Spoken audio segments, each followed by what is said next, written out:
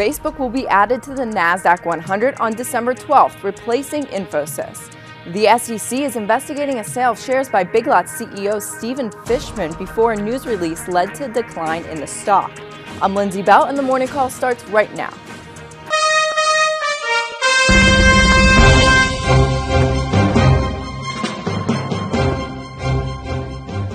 Good morning, I'm Scott Redler, Chief Strategic Officer of T3Live.com. And I'm Lindsey Bell with theStreet, and together we bring you the Morning Call Express. Futures are pointing to a positive open here this morning, but how are you setting up trading going into today after the last 2 days of trading?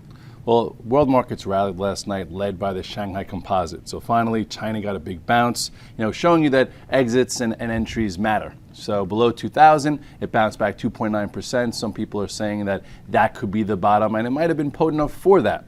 With that said, it did feel like the market was trying to hold on to its important Fibonacci level yesterday. It's in a bit of a tricky spot, so I think traders and market participants are still trying to take it slow, even into this positive futures open. Well, let's take a look at the chart and see exactly what you're talking about. Yeah, I think we can't be surprised by it and have to take it in stride. When you look at the chart, you'll see that as far as the SPX is concerned, you had that small outside day, which was a nice little excuse to take some money off the table. Yesterday, not much follow through to the downside. We talked about Fibonacci retracements. This actually held the top 25% Fibonacci retracement, so it showed you that there was commitment. That does mean we have a strong market. We're opening above it, so you could trade versus this level. We're not sure exactly if that's the low, but at this particular point, the more work we do above that, just say 1403, 1404, the higher the probability next time we see that 50-day moving average at 1419, it takes it out. Well, if you break it down and look at stock specifically too, it's been an erratic tape. It's been a story of the haves and the have-nots. For instance, in mega cap tech, we've seen IBM and Microsoft on the weaker side. Yeah, in every sector, it seems as if, there's strong ones and weak ones. So you have to be that stock specific. And if you look at IBM, everyone wants it to bounce, but overall, still has a blaring gap here from earnings. It's still below the moving averages. So for IBM to start to act better, it's really going to have to start getting above this 193.49, but overall showing relative weakness. And if you look at Microsoft also, it's at the dead lows, of this move here after this gap, this gap down that never got filled. So, people in those two names are in the penalty box. Now, however, if you're in Cisco or Oracle, you're doing pretty well.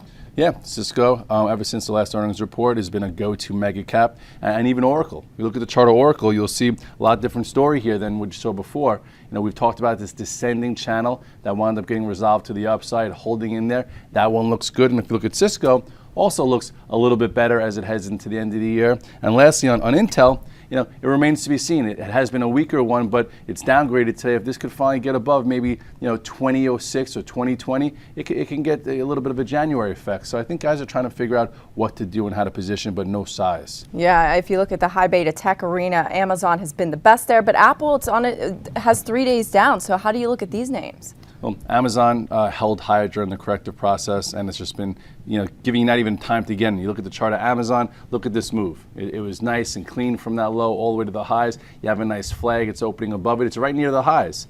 You look at Apple, you had to be a lot more price specific. Apple broke this head and shoulders pattern, went all the way down from about 700 all the way down to 505, became a nice trade, stalled right in front of resistance. 2 down days. I was hoping it would hold this 572 area. It's opening below it, so I think today's an important day for Apple. I want to see it hold the 21-day moving average. If it doesn't hold, this 563 to 565 area and close off the lows, you're going to see some momentum traders, stop paying such attention to it because the trade will change there. And then lastly, we'll take a quick look at the financials. You had Goldman Sachs, who's on the weaker side, and then Bank of America is approaching $10. Exactly. And Goldman Sachs broke to the downside of the wedge yesterday. So if you look at Goldman Sachs, where people look at it as a leader, it actually had a negative day, whereas Bank of America seems as if it's going to break above this $10 and finally get to, if you look at the weekly chart, a move on its way to that $11.46 to $12 level, or maybe even higher next year. We're going to cover all of this and more in the long form version, so be sure to tune in for that. Hi, I'm Sean Hendelman of T3 Live, where we train, coach, and mentor traders in order to help you put your money to work with confidence. The T3 Live approach is a blueprint for you to recognize, adapt, and ultimately take advantage of different market conditions. To begin your training with T3 Live, we would like to offer you the opportunity to enroll in our free 30-day online home study course. Fill in your name and email address, and I'll see you on the other side. Bye.